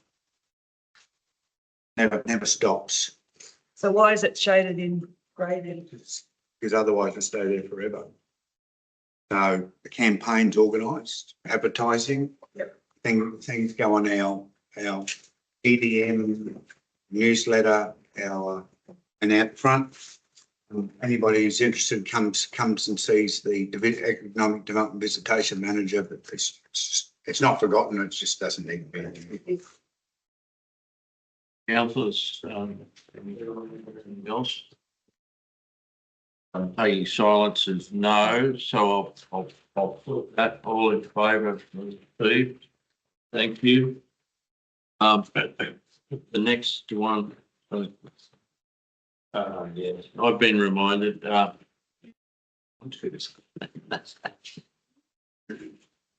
in recognition of Warren being a healthy town and to keep awareness of healthy lifestyle, council will deal standing while dealing item 2 of the general manager report, which item 2 is the committee and delegates meetings in page 23 of your look. I'm looking for a mover and a seconder of that, please. Councillor Kindy nodding. Councillor McCloskey has also got his hand raised. Seconded, Councillor Kinsey. Mr. Acknowledge the piece of paper is written on, Mr Mayor. As I said earlier, I congratulate all councillors that have been delegates and on committees and give their time onto these meetings. It is really appreciative, and our committee structure in this council is one that has been carefully watched by other councils. So, thank you. Any other comments on that from any of the floor? Councillor. One observation. Why do we always pick the smallest item on the list to have to stand? If we're going to be healthy, you've got to stand longer. Point taken, Councillor Surtee, but this was, I think you can, if you wish, you could blame possibly the previous mayor. But coming from coming from him that runs 20 Ks a day or something equally ridiculous, I think me standing for 3 minutes is pretty good. Thank you, Councillor. Sorry. We could stand the whole time. We could, but then tomorrow I wouldn't be able to do anything. Thank you. So I'll put that formally, all those in favour. Thank you. Item 3, the works project for our infrastructure is there in front of you. I'm looking for a mover and seconded for that. Councillor Cleesby, Councillor McCoskey again, Councillor Cleesby. I just received it, David. You've got anything that you would like to comment from general manager or councillors? We're getting towards the final hurdle or furlong of our major infrastructure grants. No comments. If not, I'll put that motion. All those in favour? Thank you, councillors. Item 4, the determination of the local government remuneration tribunal, 25-26. A mover and a second of that, please. Councillor Kinsey, Councillor Houston, Councillor Kinsey. Move the recommendation, Mr Mayor.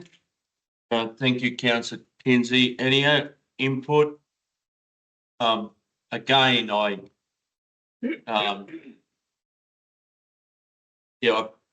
personally thank everybody for the amount of work that they do for the small remuneration that they do and the community spirit of that. So thank you. If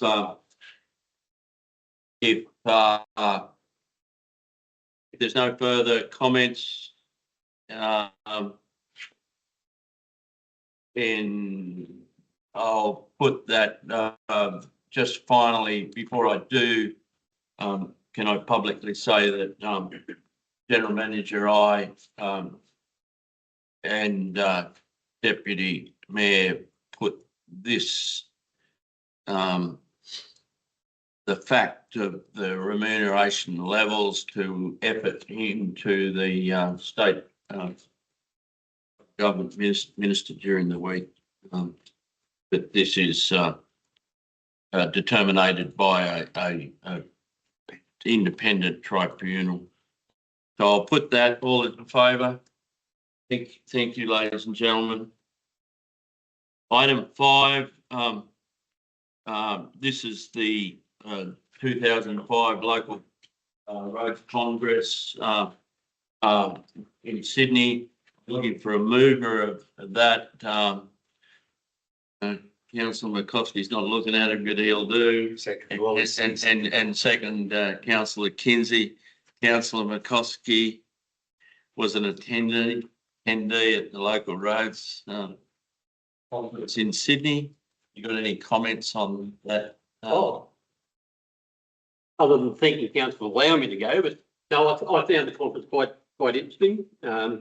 One thing I did take particular notice, in particular, one of the sessions where they had the Minister for Regional Roads, for Roads and Transport, and her shadow sitting on the stage, and they were taking questions from the floor.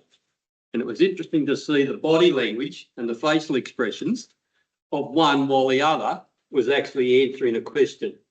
You know, it was, yeah, I found that what's called, but no, it was worthwhile going. You meet a lot of people, you talk about a lot of things, and it's well worth attending, and you get a feel for what is happening in the roads games. Yeah, no, I think the council for letting us go. Yeah. I'll back that up. The senior engineer, Josh Devitt, is highly qualified engineer. He's the one that's working in we're part of the trial of the AI space of our road. It is an organisation that government and takes notice of, and whilst I see I back up Councillor McCoskey's the fact that you've got them both there does indicate me that the thing has some credibility. Mr Mayor, you'll also notice on page 36 evidence of attendance of the previous one of 2 interested staff members and councillor. Thank you. And what's going around is a copy of the presentation notes. I think that just worthwhile quick look over the next half an hour as it comes around. Thank you, General Manager. So I'll put that received and noted. All those in favour, please. Thank you so much. Item 6, delivery program progress report.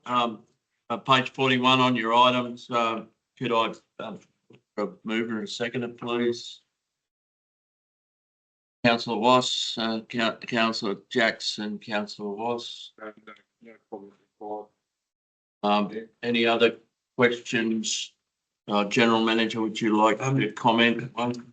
Mr. Mayor, I've been reasonably harsh on the performance across the board. It's something that have gone back from green to be yellow. A lot of things, those sorts of things happen or are red because we're waiting on funds or haven't been able to get funds. Really, it's just because this will get renewed with what we're just about to hopefully resolve in the next report, Mr. Mayor. Any other questions, councillors? If not, I'll put that, all those in favour that we receive that report. Thank you. Item 7, this is the item that we've been working on over a number of months and had a workshop of, so I'll ask for a mover and seconder of item 7, the delivery program and operation plan and our estimates for the next financial year. Please looking for a mover and seconder. Councillor Cleesby and Councillor Houston. Councillor Cleesby. Anyone got it? This has been workshop across the board. We've had time and publicly been available. Is there any questions or comments? General Manager, do you wish to comment? One of the things what we didn't get a chance to bring the Minister for Local Government is how all the government departments are online to adopt this, and there are at least a couple of government departments information that has only just turned up or is yet to be turned up to actually adjust our fees and charges. Now, imagine if it was turned around the other way. So that's why a lot of delegation of adjusting things. As this report got sent out, I think it was companion animals turned up. Or is that correct? Correct. Planning only just turned up, and there's still a couple. And So these are charges that we are compelled to charge. They're statewide level charges. What the General Manager is saying is that we are instructed to go through the process in a time frame, which ends today with this one. The time frame, the workshops, that, and we don't. When the state government departments want to change something, some of them we haven't received yet. So criticism is of those government departments, and we will note that and formally write to the minister, read that problem. But so there is a delegation of General Manager changing a couple of the fees and charges when compelled to by state government. And one really important one, Mr. Mayor, is that we're yet to receive our details of any exemption for the state government cemetery burial, call it burial or internment fees. Just I'll say cemetery fees. If we don't get it, the fees and charges have to go up to cover those new charges that start on the 1st of December. There's a number of them, and we don't want to go into the details of them here now, but Mayor, General Manager myself will address them when required. So I'm going to formally put that operational estimates next to you. All those in favour of receiving that? Thank you very much. Right, now we'll move on to the reports of Regional Manager Finance Administration, and the first of those is the reconciliation work reconciliation certificate, pardon me. April 28th, We may. sorry, May. Apologies, May. May 25, mover and seconder, please. Councillor Jackson, Councillor Kelly. Councillor Jackson, That be received and noted. asking for comments, or if you got, divisional manager, if you got anything that you'd like to bring to council's notice. Thank you. Through the chair, just one change on the, doesn't quite print and say page number 2, I've just noticed, but the section where it breaks up the investments held, I've added an extra column in there, which includes a 3-month EBSW percentage as a reference, just to indicate the comparative of what council is receiving interest percentage wise to some measure of proxy or indices that we can see if we're what the average is or below it. So on that basis, it identifies that compared to the 3-month BBSW council schedule of investments, which the largest share are in that 3-month period, we're getting performance on our term deposits. Any comments, questions? If not, I'll put that all in favour. Thank you, councillors. Item 2, statement of rates and charges. Looking for a mover and a seconder to get discussion underway. Councillor McCoskey. Councillor Surdity, thank you. Councillor McCoskey. Any queries, quantifiable, or comments from you, divisional manager? No. Nothing. I'll put that all in favour. Thank you, councillors.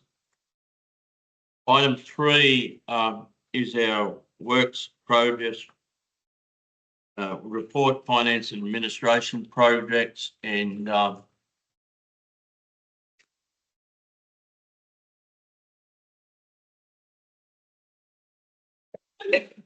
looking for a mover and a seconder. Thank you. Councillor Kelly, Councillor Was.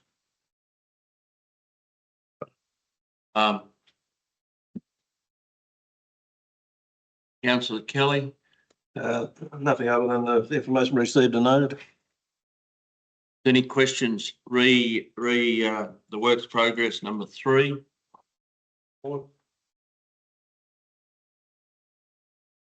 Nothing. No comments.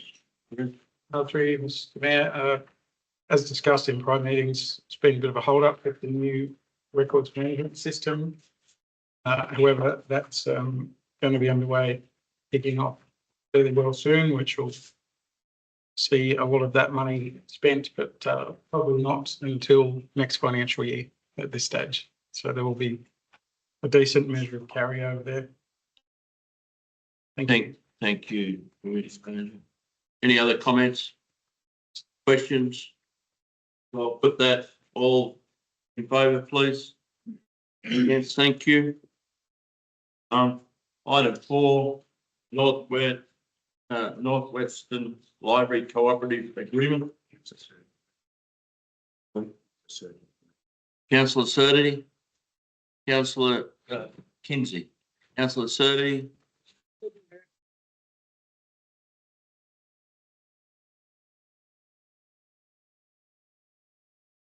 Thank you, councillor Surdity. Councillors are aware of what we're talking about, the 4-year agreement between the group of councillors, the Western Cooperative Agreement. My comments is that we do reasonably well out of that. I can't see any dramas. Anyone got any questions or comments, divisional manager? So I'll when it's not broke, don't fix it. I'll put that all in favour, please. Thank you. That ends the reports to Division Manager Finance Administration. We now move on to reports of divisional Manager Engineering Services, Sylvester. Item 1 is our work progress report roads, and Councillor Kinsey, seconded Councillor McCoskey. That this is a highly detailed report, and thank you, Sylvester. Councillor Kinsey.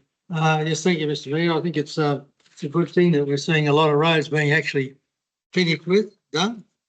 But there's obviously a lot that's to be done ahead of us, so there you go. We are getting there by the appearance of this. Thank you, Councillor Kinsey. Any other questions, re roads? Councillor McKay. Question 3 in there. So on page 4, just so I can get an understanding. So if I look at any of those items there that have budget but haven't been spent, so for instance, there's one at Rothsay Road for 5,400. What is that likely? Is that identified as what, fixing potholes, or is it? What is that sort of? What job is that?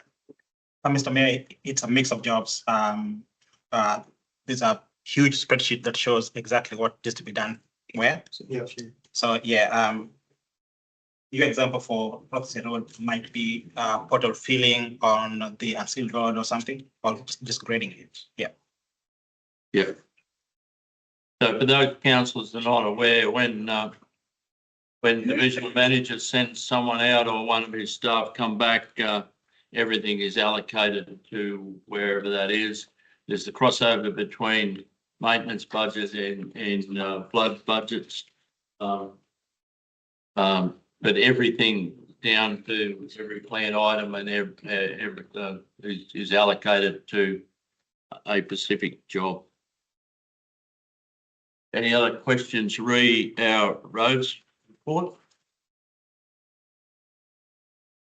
Not, I'll put that. All those in favour? Thank you so much. Progress report item 2 on page 13 of your document. Works progress report town services. Just looking for a mover and a second of that. Councillor Houston, Councillor Cleasby, Councillor Houston.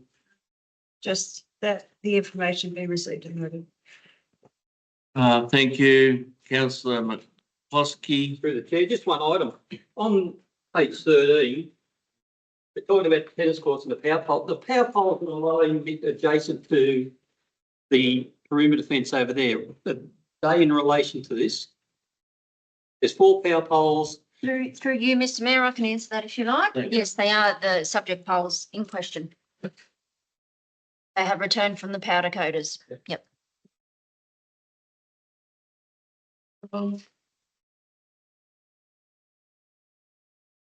Obviously, there's other projects going around the village.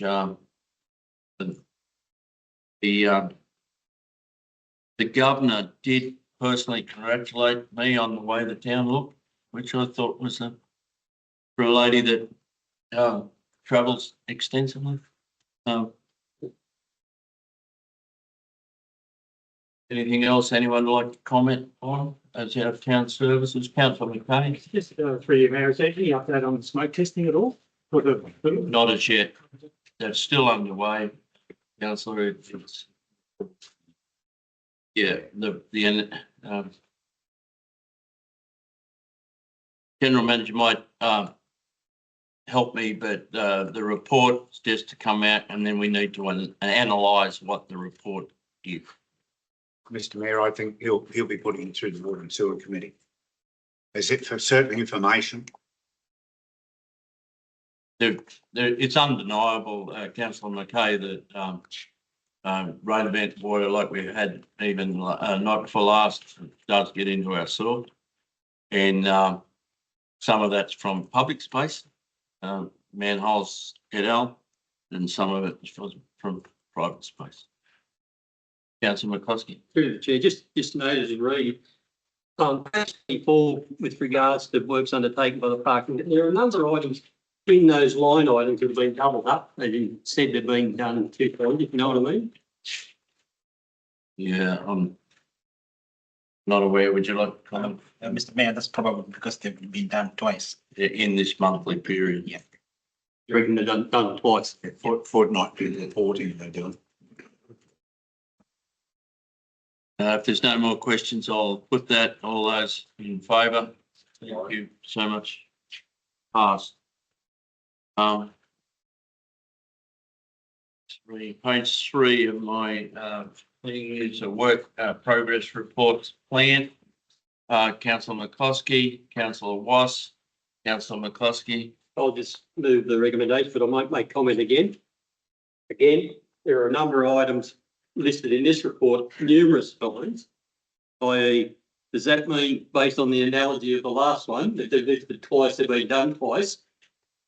We repaired the starter system on the Isuzu Street Sweeper. We repaired the starter system on the Isuzu Street Sweeper, and we repaired the starter system on the Isuzu Street Sweeper 3 times. Yeah, I picked them up, Mr Mayor, and that means I was accidentally hasn't been fixed, or there were 3 separate times. Because that duplication has happened on 5 different items. Yeah, I picked it up and myself. We purposely put it in there for checks. And it's great to see that councillors are reading their business paper. Councillor McCloskey, congratulations. Yeah. Through the chair, I have one more question. Can someone explain to me on plan item 3610 Toyota Hilux, disabled cab to allow internal components to dry after being washed inside? Councillor McCloskey, I'll jump into this one because I brought it up in a Hogs meeting. There needs to be some individual training of certain people. Not anymore, Mr Mayor. Seriously. Point taken, Mr McCloskey, Councillor McCloskey, the individual is no longer employed. Well, I hope he's replaced through the chair. I hope his replacement is somewhat smarter with the care of these vehicles. Correct. Point taken, Councillor McCloskey. Point taken. Any other comments on plan? I'll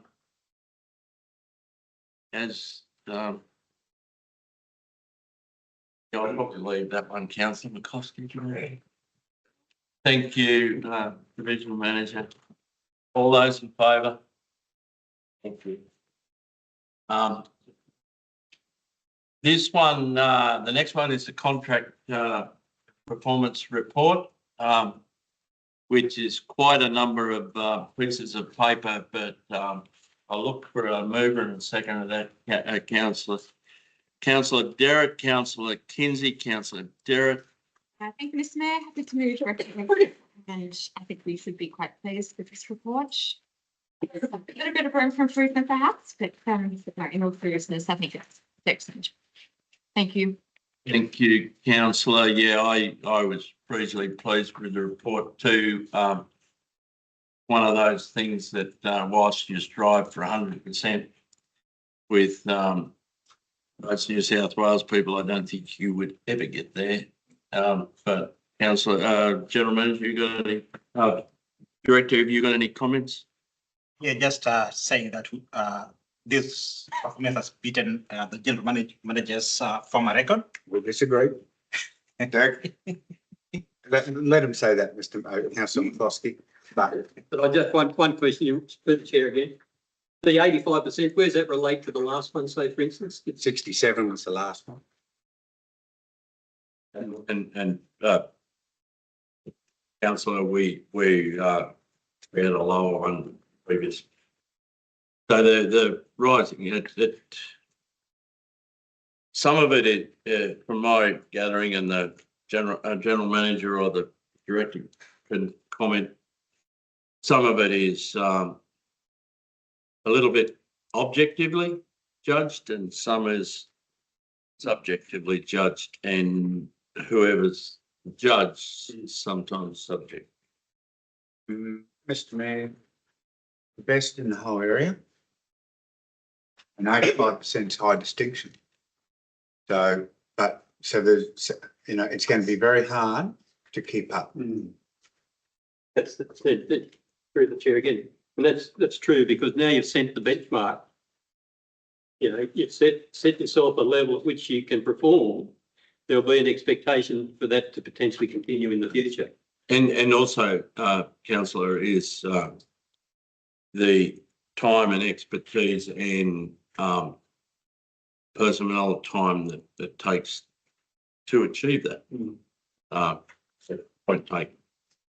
So I'll, if you don't mind, I'll put that, all those in favour. Thank you and congratulations, gentlemen, and to your team, Sylvester. Righto, moving on, we're rolling to reports of the Manager Health and Development Services. Item 1 is our development application approvals. This is just for notification for you guys. A mover and seconder, please. Councillor Kinsey, Councillor McCloskey. Any questions or comments from anyone or comments from you, Director? No, I'll put that all in favour. Thank you so much. Item 2, Works Report, Health and Development Services. Looking for a mover and a seconder, please. For item 2, Health and Development Services Works Progress Report. Councillor, please be Councillor Surdity. Just move the recommendation. Again, questions, Councillor Surdity? Just a quick one to the manager, please. That blue thing I put in for you about that illegal rubbish that was dumped down near Maroney or whatever, is that gone? Through you, Mr. Mayor, I forwarded on to the relevant staff. I don't know what the status of it is, sorry. Just a one-off item, but it just. Oh, thank you. Thank you. Thank you, Councillor. Is there any other comments, questions? If not, I'll put that. Item 3 it has an interest from our Deputy Mayor, who is formally leaving the meeting.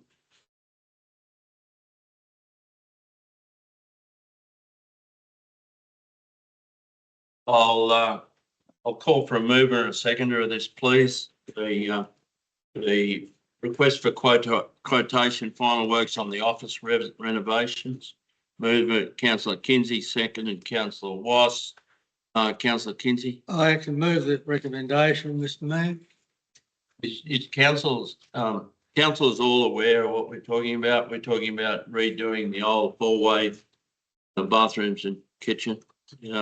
Everybody's aware of what we're talking about. Is there any questions to anyone? If not, no questions or comments, everybody's aware of what we're talking about. I'll put that formally. All those in favour? Thank you so much. Whilst gentlemen is letting Deputy Mayor back in, we'll continue. I'm looking for a mover and a seconder for the item 4.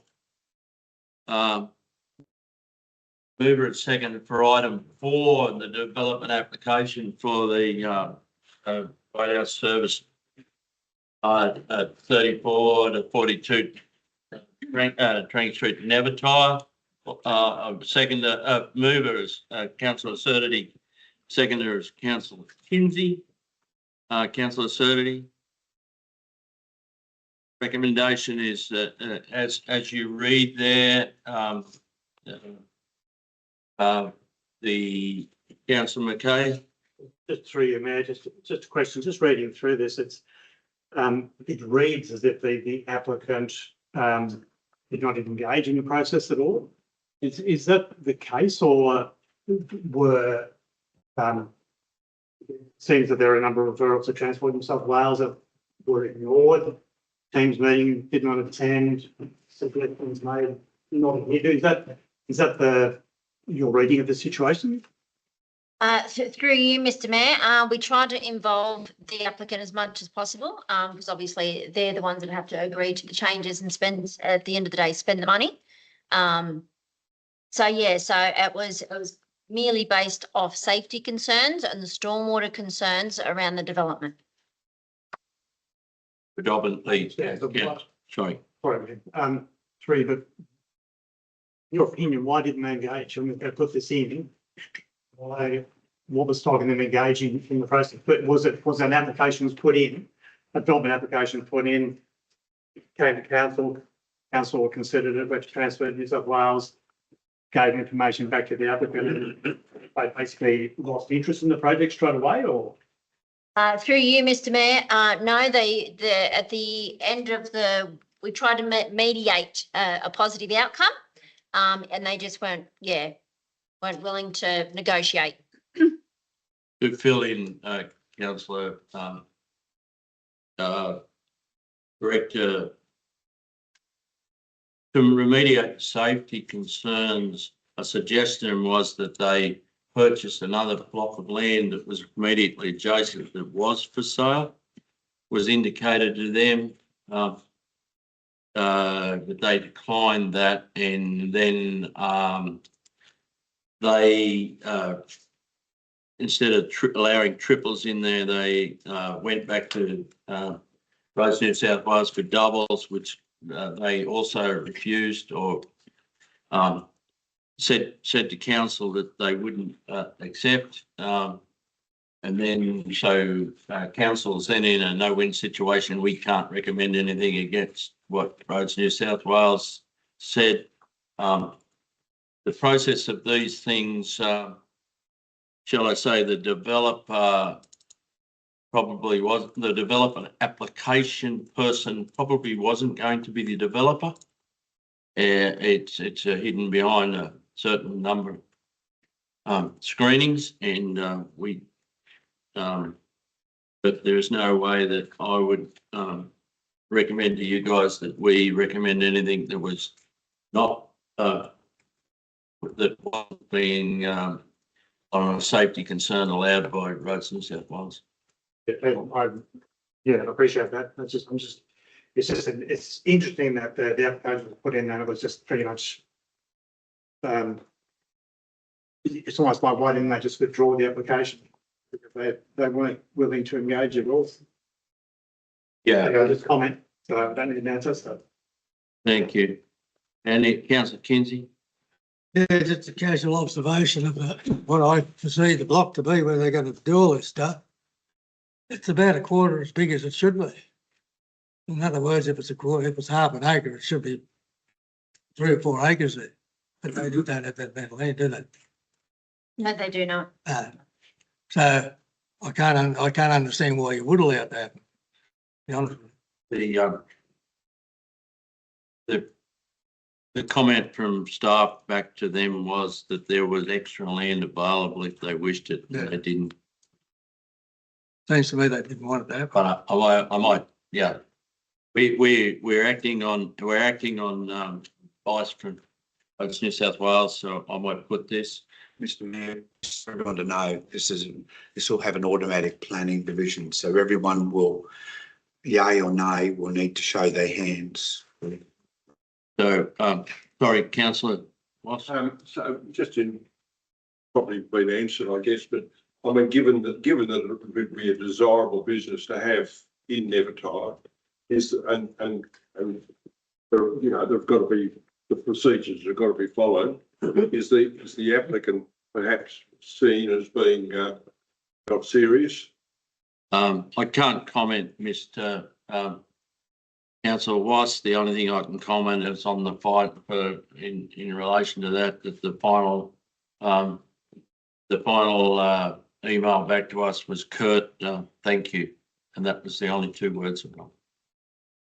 I appreciate that a business like that could be would be welcome in Nevertire. I personally would like to see a master plan for Nevertire and the truck stop stuff out there, and that's one of my personal projects that I want to do with this council, the next year's council. But this one was in a safety thing was completely out of our hands. So seeing this as a matter, could I just ask everybody to raise their hand, yes or no? All those in favour of taking the report as received and noted, please. General Manager, that's unanimous. Thank you. Item 10, questions and motions without notice, there's 0. There are, I haven't had an urgency. We will now, I need to entertain a motion, because we've got a couple of confidential matters. I need to entertain a motion to, for council to move into the committee of whole and college council, and I respectfully ask the press if they could leave us for a little while. And thank you for your attendance. Motion, please, Councillor McKay, Councillor Thirty. All those in favour of moving in. Thank you. Public, please. Thank you. Councillor McCloskey, Councillor.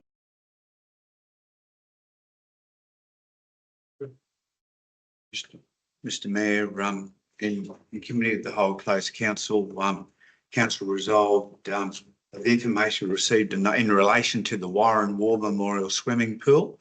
That information received and noted, and 2, the council not proceed with legal proceedings against Bow Court at this time, and that was moved by Councillor McCloskey and Councillor Kinsey, who want to move it again. Would you like to move that, Councillor Kinsey, into the formal meeting? I'll that's done, and formally put that motion. All those in favour? Thank you so much. And that point, Mr. General Manager, it's time. We've finished. Thank you so much. Just as an aside, for those that are aware,